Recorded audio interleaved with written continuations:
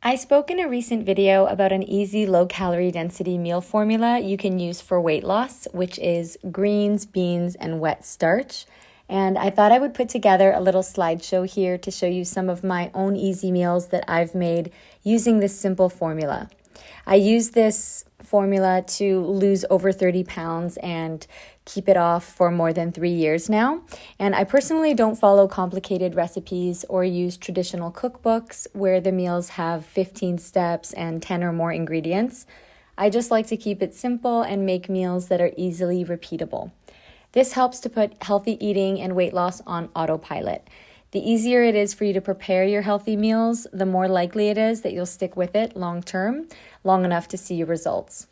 You may notice, if you've been following me for a while, that I use the same few spices and seasonings on rotation in most of my meals.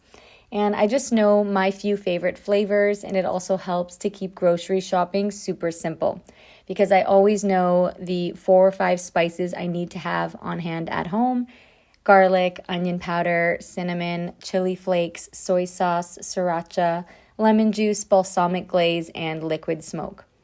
I use a combination of these spices in almost all of my dishes because they're the flavors that I like best.